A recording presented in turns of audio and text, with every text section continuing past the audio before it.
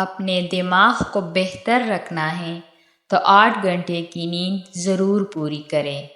اپنی آنکھوں کو بہتر رکھنا چاہتے ہیں تو سونے سے پہلے اپنے پاؤں پر تیل کی مالش کریں۔ اگر آپ اپنے معدے کو بہترین رکھنا چاہتے ہیں تو ٹھنڈی چیزوں سے پرہیز کریں۔ اگر آپ اپنے جگر کو بہترین رکھنا چاہتے ہیں تو بازاری کھانا اور فاسٹ فوڈ بند کر دیں۔ اگر آپ اپنے گردوں کو بہترین رکھنا چاہتے ہیں تو سونے سے پہلے باتھ روم سے فارغ ہو لیا کریں۔ اگر آپ اپنے مثانے کو بہترین رکھنا چاہتے ہیں تو کچا پیاز زیادہ استعمال کریں۔ اگر آپ اپینڈکس سے بچنا چاہتے ہیں تو لیموں کا رس استعمال کریں۔ اگر آپ اپنے گلے کا خیال رکھنا چاہتے ہیں تو کھانے میں کالی مرچ کا استعمال زیادہ کریں۔ اگر آپ اپنے پھیپھڑوں کا خیال رکھنا چاہتے ہیں تو تمباکو نوشی بالکل بند کر دیں۔ اگر آپ اپنے ناک کا خیال رکھنا تو پودینے کا استعمال کریں۔ اگر آپ اپنے دل کو تندرست رکھنا چاہتے ہیں تو نمک اور چکنائی کا استعمال کم سے کم کریں۔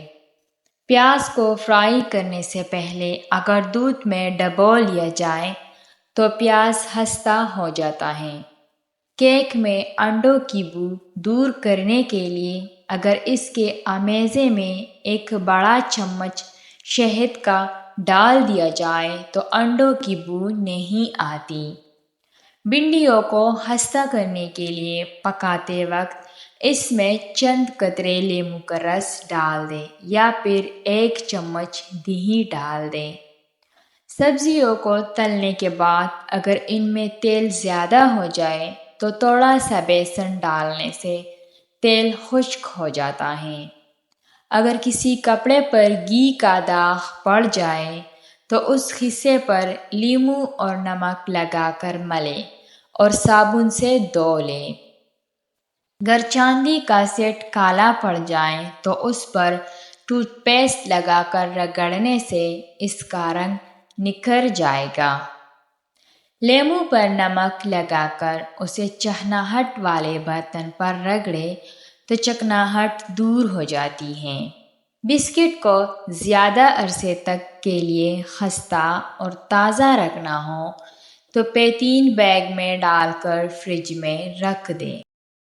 کچا آم لے کر کاٹ لیں، تھوڑے سے پانی میں ابال لیں۔ جب جوش آ جائے تو اس میں کریلے کاٹ کر ڈال دیں۔ 4-5 جوش دیں اور کریلے نکال لیں۔ کریلوں کی کڑواہٹ دور ہو جائے گی۔ آٹا گوندھنے کے تھوڑی دیر بعد اس پر پڑی آ جاتی ہے۔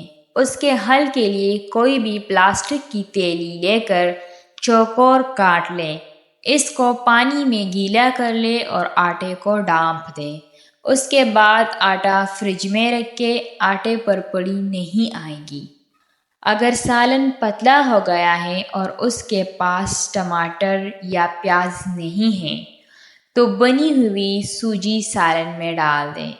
اس سے سالن گاڑھا ہو جائے گا اور ذائقہ بھی اچھا ہوگا۔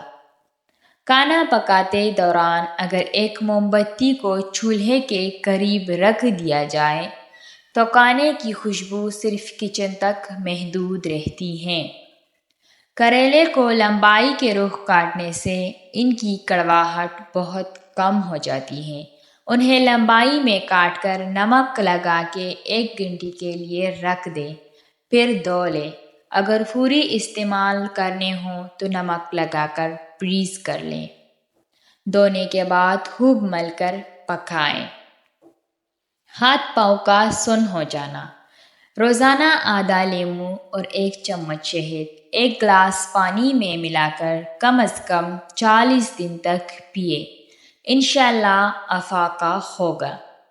مچھلی کی بو دور کرنے کے لیے اس کو بغیر دھوئے نمک لگا کر 2 گھنٹے کے لیے رکھ دیں، پھر آٹے سے دھو کر مسالہ لگائیں۔ مچھلی کی بو ختم ہو جائے گی۔